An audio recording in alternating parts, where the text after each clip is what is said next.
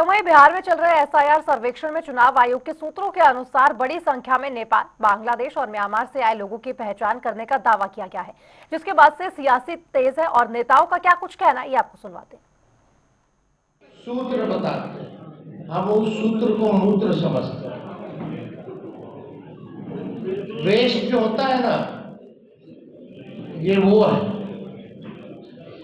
इसका कोई आधार नहीं ना। ये वही सूत्र है जो पाकिस्तान में कब्जा करवा दिया था, इस्लामाबाद, कराची। सूत्र नहीं, मूत्र लोग। ये सूत्र कौन होते हैं भाई? मैं आज तक नहीं समझ पाया। अगर इस प्रकार के सूत्र या तो ज्ञानेश जी बोलते, हमारे सीईसी, या जोशी साहब बोलते, संधू जी बोलते, ये सूत्र क्या चीज होती है? मतलब सूत्र उत्पात मचाने के लिए नहीं होगा ना, समाज में विभाजन पैदा करने के लिए नहीं। और अगर एक विदेशी है तो रेस्पॉन्सिबल कौन है भाई? देश के गृह मंत्री कौन है? उनको कटघरे में खड़ा होना चाहिए। ये सवाल गलत जगह घूम के आ गया।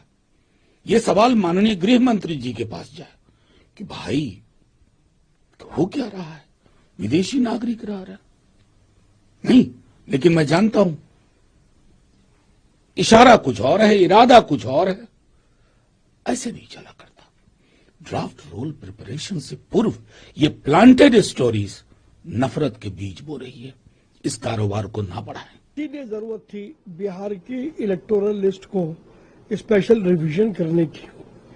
अब आप खुद सोचें कि यदि एक मतदाता सूची में वो अवैध लोग जिनको देश में रहने का अधिकार नहीं है, वो भी वोटर बन करके यदि सरकार चुनेंगे तो सरकार कैसे चुनी जाएगी? और इसीलिए क्योंकि ये विपक्षी दलों को पता था कि इस प्रकार की स्थिति है, इसीलिए ये हैतोबा मचा रहे थे और सारे मामले को सुप्रीम कोर्ट तक ले गए। लेकिन अब मामला बहुत साफ हो गया है और एक भी अवैध वोटर किसी भी लिस्ट में रहने नहीं दिया जाएगा। ये चुनाव आयोग का अधिकार भी है और उनका दायित्व भी है। चुनाव आयोग का कोई आधिकारिक बयान नहीं, राजनैतिक रूप से दिया जाना न्यायोचित नहीं है। मामला विशेष मतदाता घन पुनरीक्षण का सर्वोच्च न्यायालय में विचाराधीन है और इस देश का नागरिक कौन होगा, इसके लिए सक्षम कानून, सक्षम प्रक्रिया, ये सारे चीज संसद से पारित है।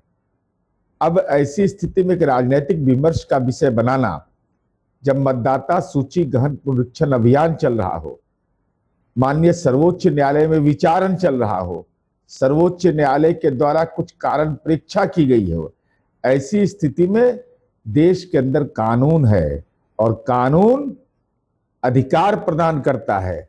तो इस संबंध में जो भी अगर कोई विसंगति की सूचना औपचारिक रूप से और सही रूप से मिलेगा तो देश में कानून बना हुआ है। इसको राजनीति के चश्मे से नहीं देखना चाहिए, इसको कानून के चश्मे से देखना चाहिए।